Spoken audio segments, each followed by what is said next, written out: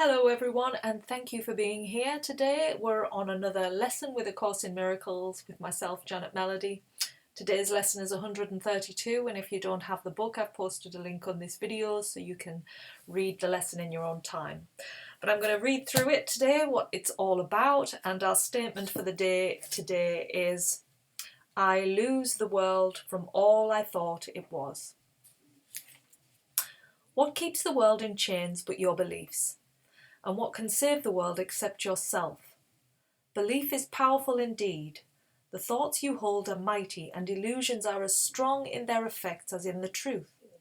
A madman thinks the world he sees is real and does not doubt it, nor can he be swayed by questioning his thoughts' effects.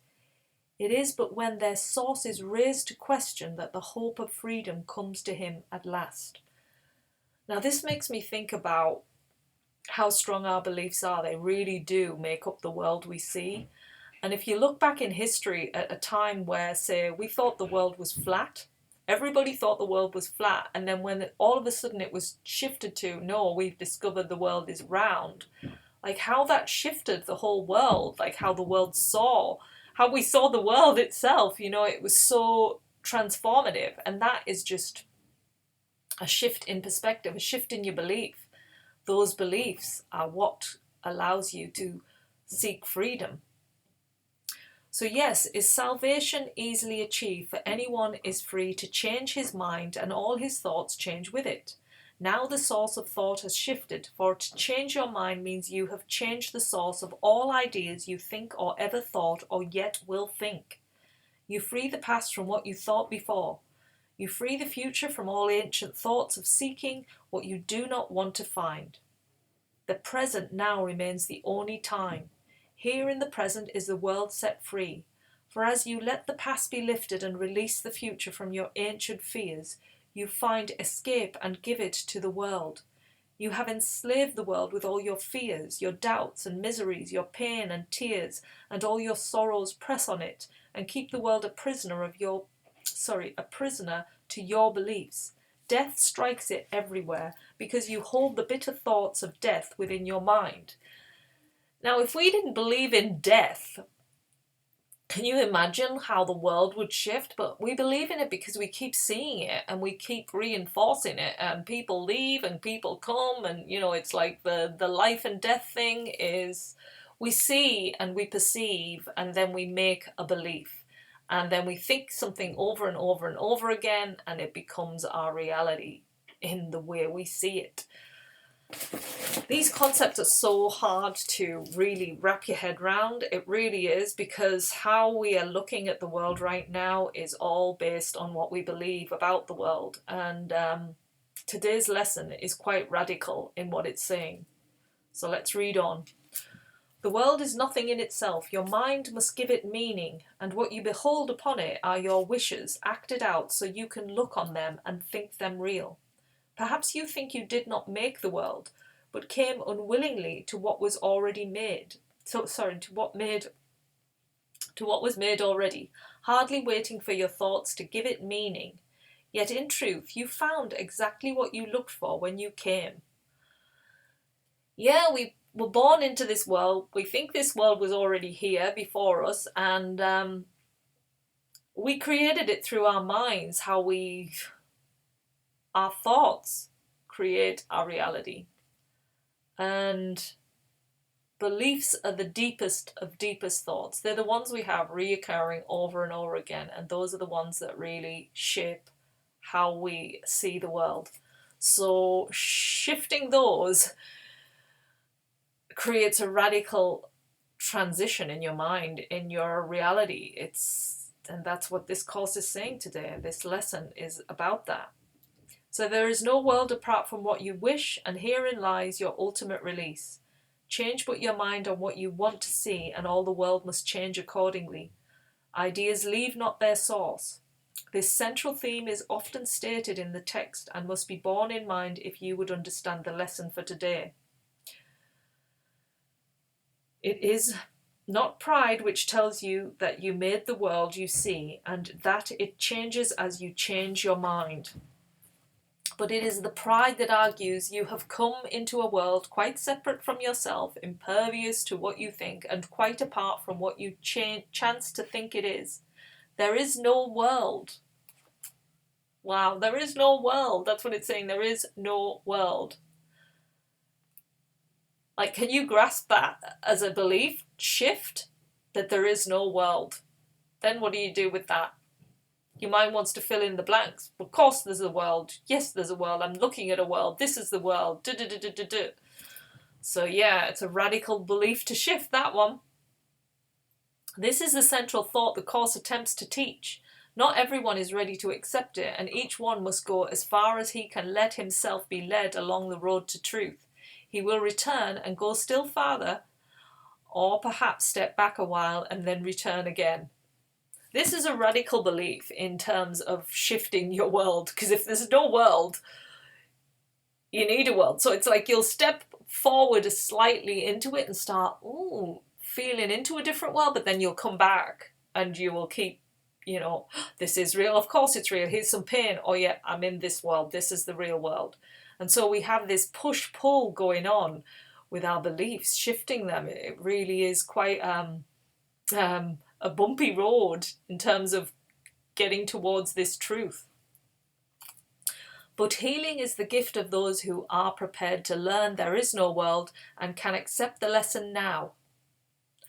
Their readiness will bring the lesson to them in some form which they can understand and recognize. Some see it suddenly on point of death and rise to teach it. So yes, when you are close to death, I think that would really radically change your mind. It's going to radically, like people who get close to death or people who have those near-death experiences, they have radical shifts in their perception of the world for sure. Others find it an experience that is not of this world, which shows them that the world does not exist because what they behold must be the truth, and yet it clearly contradicts the world. Now, just when I'm reading that, it makes me think about if we see something in the world that is different from what we have given it perception. Like if something came into the world we'd never seen before, we haven't got a label for it. Like we call these UFOs, we see something in the sky and it's like, I've never seen that before. This is an unidentified object. And so, we've given it a label by that because we need to put something on it. Whereas if it doesn't have a label, it doesn't fit into our world, and so we can't perceive it. We don't know what to do with it. And like to radically see things without labels is just too much for the mind to handle. It's the safety and security comes in putting all these labels onto things. And some will find it in this course and in the exercises that we do today. Today's idea is true because the world does not exist. And if it is indeed your own imagining, then you can lose it from all things you ever thought it was by merely changing all the thoughts that gave it these appearances. The sick are healed as you let go all thoughts of sickness, and the dead arise when you let thoughts of life replace all thoughts you ever held of death. So if you didn't believe in death and sickness, if you didn't believe in it, it's your belief in it that is creating it. That's what this is saying.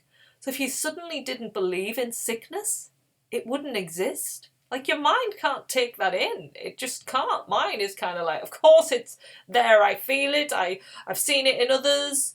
Of course sickness is there. And that's my justification. That's mine because I'm seeing it, I'm perceiving it, and my mind has made it a reality.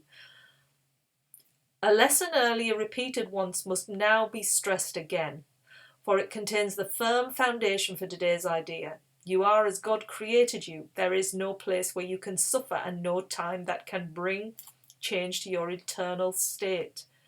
How can a world of time and place exist if you remain as God created you?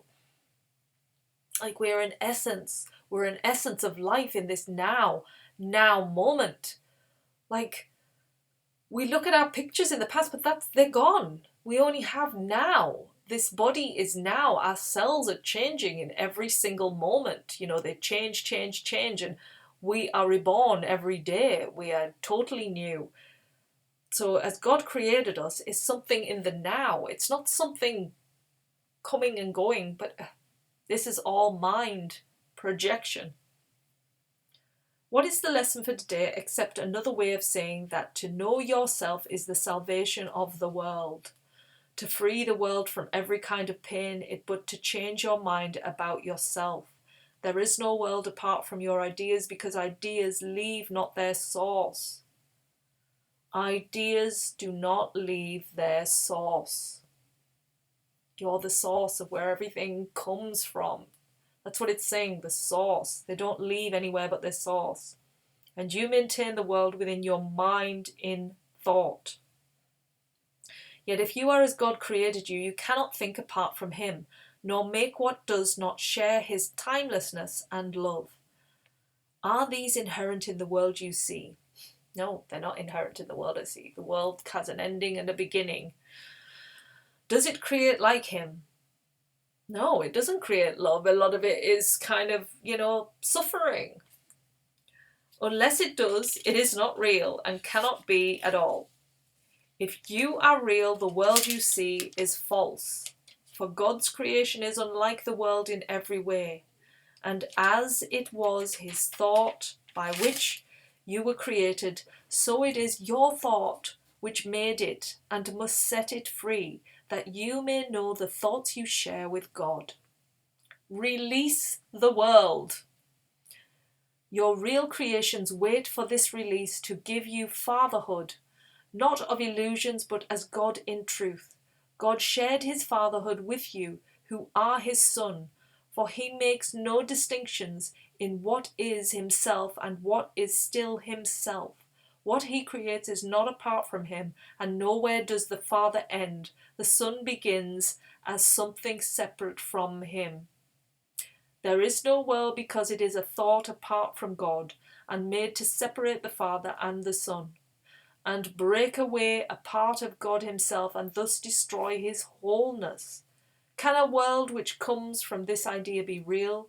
Can it be anywhere? Deny illusions, but accept the truth. Deny you are a shadow briefly laid upon a dying world. You are a shadow briefly laid upon a dying world. It's not real. Release your mind and you will look upon a world released. It seems so simple, but too radical. Today our purpose is to free the world from all the idle thoughts we ever held about it, and about all living things we see upon it. They cannot be there, no more can we, for we are in the home our Father set for us, along with them, and we who are as he created us would lose the world this day from every one of our illusions, that we may be free. This is quite radical in a way. It just, how it's going to come across in your mind, I don't know. I'm just reading the words, but to me it's quite huge, quite profound. And what a lesson. Begin the 15-minute periods in which we practice twice today with this. So we've got 2 15-minute times to practice. And we're going to be saying, I who remain as God created me, you who remain as God created you, would lose the world from all I thought it was. You're staying eternal to who you are and losing all the world you thought it was. For I am real because the world is not. And I would know my own reality. What a radical lesson this one is today. So take 15 minutes to take these really profound words in. Then merely rest alert but with no strain, and let your mind in quietness be changed so that the world is free along with you. That's why quietness is so important, because it's the thoughts with the words that are creating so much illusion. They are the noisy clouds. Like, the more words you hear in your mind, the more you're not going to see the truth, because the words are connected to meanings, which are then projected onto objects, which then just give a false illusion. So in the quietness with these words, stay alert and allow the truth to unfold. You need not realize that healing comes to many brothers far across the world, as well as to the ones you see nearby, as you send out these thoughts to bless the world. But you will sense your own release, although you may not fully understand as yet that you could never be released alone. Yeah, so to release yourself, you're releasing every single thing around as well. It's like your projection goes. Because it's a false projection. When that false projection goes, everything that you projected onto disappears as well.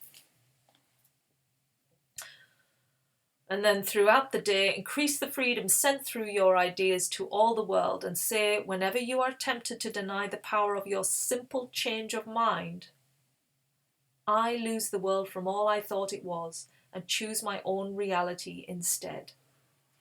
So that is the phrase to keep reminding ourselves of today as we go throughout it. I lose the world from all I thought it was. I lose the world from all I thought it was is the key statement, with the add-on of, and choose my own reality instead.